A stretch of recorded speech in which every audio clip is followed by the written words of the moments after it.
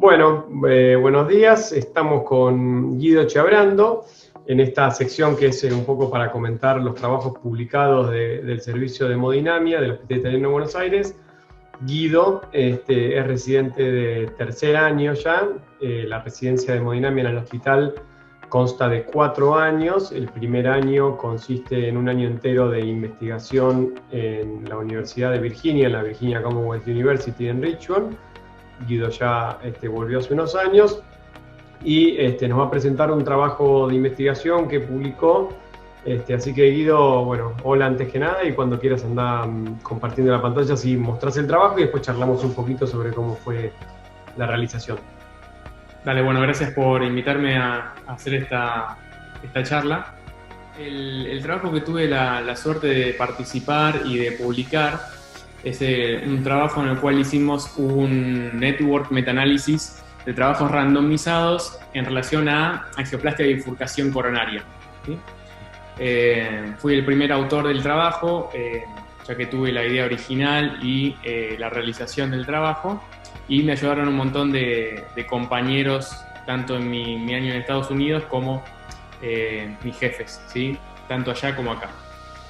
Así que bueno, un poco el contexto del trabajo es que las angioplastias en bifurcación son muy comunes, son el 20% de todas las angioplastias, y que en general están asociadas a mayor riesgo de stent trombosis y de arrestenosis del stent.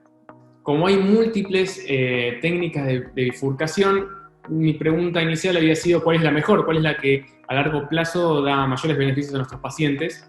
Por lo cual realizamos una búsqueda sistemática y metaanálisis de aquellos trabajos randomizados que comparen técnica de bifurcación y de cada técnica de bifurcación con respecto a otra, ¿sí? Los criterios de inclusión de los trabajos seleccionados fueron que sean trabajos randomizados, en aquellos trabajos que tengan angioplastia de bifurcación verdadera de acuerdo a la clasificación de Medina, aquellos que reporten eventos cardiovasculares clínicos y que tengan un seguimiento más de 6 meses de largo, ¿sí? Los criterios de exclusión en aquellos estudios que sean observacionales o de corte transversal y que utilicen bare metal stent.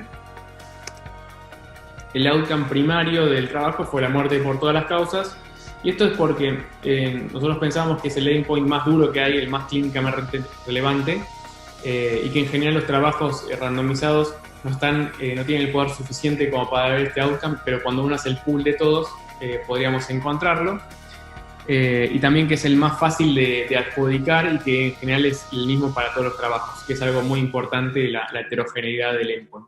Los endpoints secundarios son la muerte cardíaca, los eventos cardiovasculares mayores, estos comprendido la muerte cardíaca, el infarto no fatal y el ACV no fatal, el infarto de miocardio periprocedimiento, la regresión de la lesión tratada y la regresión del vaso tratado, y eso se llaman TLR y TBR, y la trombosis del stent o stent trombosis. Entonces lo que hicimos es una búsqueda bibliográfica bastante extensa entre la base de datos PubMed, Scopus y la base de datos de Cochrane. Lo hicimos con ayuda de una bibliotecaria que trabajaba en la universidad donde fui a rotar, y a partir de un screening inicial de 3.181 trabajos, revisando todos los abstracts y los títulos, hicimos una inclusión final de 14 trabajos que cumplían los criterios de inclusión y los criterios de exclusión. Los network metaanálisis son estos, significa hacer comparaciones tanto directas como indirectas entre las técnicas, ¿sí? Y acá lo que podemos ver es que hay técnicas que tienen comparación comparación directa, y otras que tienen comparación indirecta. Bien, por ejemplo, el T-stenting nunca está comparado con Culot, pero a través de las comparaciones se hace como una red en la cual podemos hacer diferencias entre ellas y hacer análisis estadísticos que permitan ver diferencias. Bien. Esta es la tabla 1 de todos los trabajos que fueron incluidos. Son todos trabajos randomizados con un rango de tiempo desde el 2008 hasta la actualidad, ¿sí? En total fueron 4.285 pacientes con una media de seguimiento de 23 meses y que tenían un promedio de 63 años. El 78% eran hombres, una duración media de doble integración de 11 meses y que en general se presentaban como angina crónica estable en el 56% de los casos, involucrando el tronco en el 41% de los casos, ¿sí? Algo importante que tienen estos trabajos es que, si bien no todos reportan el final kissing balloon, en el 90% de los casos se cumplió, ¿sí? A nivel global. Esto es muy importante por los eventos. Y cuando hacemos el análisis de los resultados, ¿sí? Lo que vemos es que el leaky crash, comparado con todas las otras técnicas, incluido el provisional, es el que tuvo menos eventos cardiovasculares, ¿sí? Mayores, menos reversión de la lesión tratada y menos reversión del vaso tratado.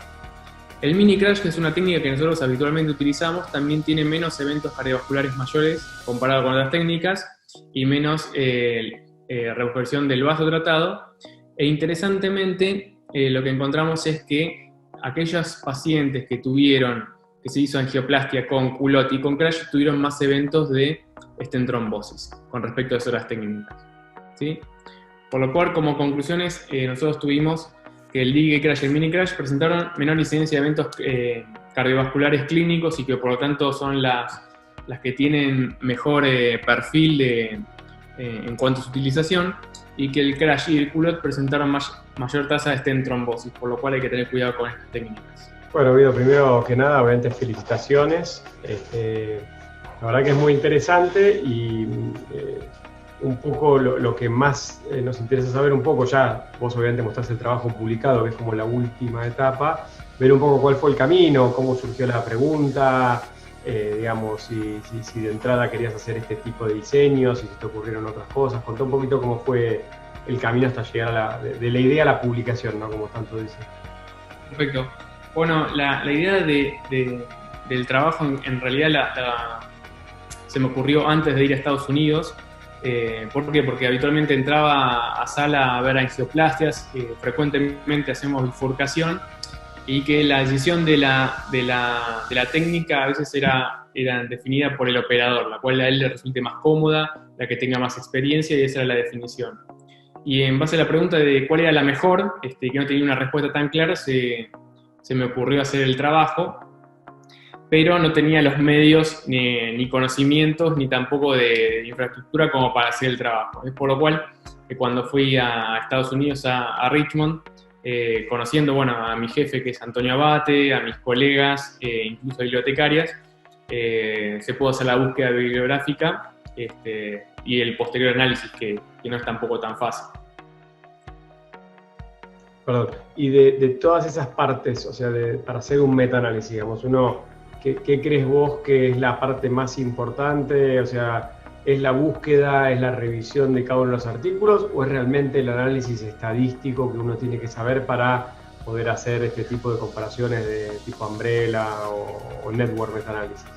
No, definitivamente para mí lo más importante es la búsqueda de los trabajos, ¿sí? Si uno analiza o incluye trabajos de muy mala calidad, probablemente te den resultados que no son confiables.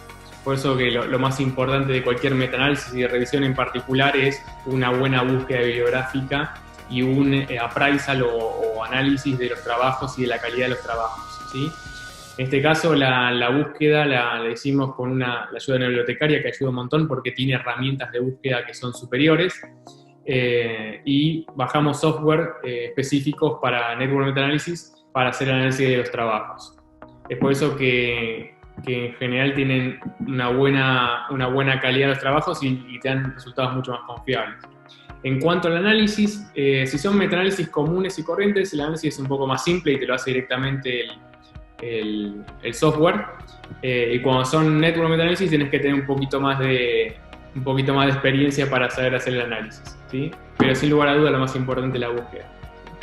Bueno, y en eso vos un poco mencionabas a la gente de Richmond, digamos, con que nosotros, todos los residentes, digamos, del hospital, ya hay varias camadas que han ido, hemos ido y demás, pero también veía que ahí en el trabajo estaba Giuseppe Biondi-Socai, que es como un poco el padre de los metaanálisis y demás. Supongo que él también estuvo colaborando en este proyecto, digamos, un poco él hizo el análisis estadístico, lo hiciste vos, te dio herramientas, ¿cómo fue un poco la interacción con con Giuseppe y con el resto del grupo que no estaba físicamente en Richmond? Bueno, lo bueno que tienen los network meta-análisis es que, o los meta-análisis en general, es que te permiten hacer un trabajo a distancia con un grupo de investigadores. Lo bueno que tiene de Richmond es que es un ambiente en el cual el 100% del trabajo es investigación y están permanentemente investigando y teniendo herramientas. Y como decías vos, Giuseppe Biondi Socai es una de las personas que más sabe de metaanálisis, que más ha publicado metaanálisis y que incluso ha escrito libros sobre network metaanálisis. En ese sentido nos dio muchísimas herramientas, consejo, tiempo de su vida para que nosotros lo podamos hacer, por lo cual estamos eternamente agradecidos. Y el análisis puntualmente lo hizo un amigo italiano que conocí ahí, que es un genio con R, que es el software estadístico que utilizamos, y que también aprendió en el camino, a partir de preguntas y de preguntarle a Giuseppe su experiencia. Así que es un trabajo totalmente, hecho con el aprendizaje, por lo cual me da más satisfacción haberlo podido publicar. Y te voy a preguntar, nosotros obviamente vemos la publicación final en la revista científica.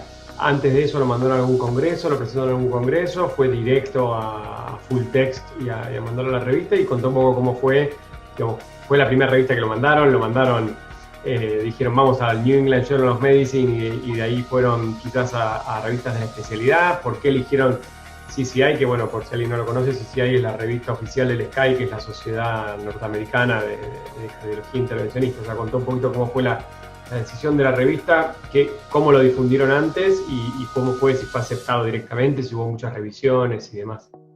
Está bien. Antes de la publicación en full text, lo presentamos en el Congreso Europeo, lo cual pudimos hacer un póster moderado, o sea, pude presentarlo ante pares de hemodinamia internacionales, que fueron los residentes y hemodinamistas que estaban presentes, con una buena aceptación. La verdad que gustaba la idea, es una idea que globalmente existe, cuál es la mejor técnica. Tuvo una buena aceptación y tuve la posibilidad de poder ir al Congreso Europeo gracias a esto. Y en cuanto a la publicación, la primera revista que quisimos publicarlo fue JACC Intervention. Inicialmente, obviamente lo revisaron, nos dieron un montón de críticas constructivas, en base fundamentalmente a cómo es la selección de los endpoints, ¿sí? Porque como son muchos trabajos randomizados y que no siempre tienen los mismos criterios para definir, por ejemplo, infarto periprocedimiento o infarto de miocardio, muchas de las críticas estaban relacionadas a eso, ¿sí? Haciendo las modificaciones y análisis de heterogeneidad y de consistencia, después lo mandamos a esta revista de CCI que nos lo aceptaron. Así que la verdad que fue con relativamente simpleza. Bueno, y ya un poco por último, porque estamos un poco excedidos en el tiempo, una vez que está publicado, sos de los que siguen a ver si tiene citas, no tiene citas, estás viendo otros metaanálisis quizás parecidos, o cómo crees que puede impactar a la práctica esto, o confirma un poco una sospecha, nunca dijiste cuál era la hipótesis, ¿no? Vos creías realmente cuáles fueron los resultados que tuvieron, y bueno, ver un poco cómo seguís vos, o cómo hace uno después de, ya tiene la publicación, lo trabajó, lo hizo, lo tiene publicado, si es que lo seguís, o bueno, pasa para un lado y empezás un poco a trabajar en las próximas ideas para las próximas publicaciones. Bueno, sí, obviamente es como el bebé de uno, el primer trabajo así grande que uno hace y que puede publicar. Me gusta saber, si a la gente le parece interesante. Lo puedes seguir en ResearchGate, que te van mandando actualizaciones no solamente de cuánta gente lo lee, cuánta gente lo recomienda, cuánta gente pregunta. Entonces está bueno también tener ese feedback. Y desde el punto de vista de otras publicaciones, uno siempre está permanentemente leyendo o buscando otras ideas para seguir haciendo más investigación. Obviamente teniendo el tiempo de sala para hacer procedimientos, y que es mi objetivo es seguir aprendiendo más sobre la especialidad, hacerme más mano con los procedimientos. Una parte del tiempo sigue siendo hacer investigación y me gusta tener el espacio y el tiempo para poder hacerlo, por lo cual es súper positiva la experiencia.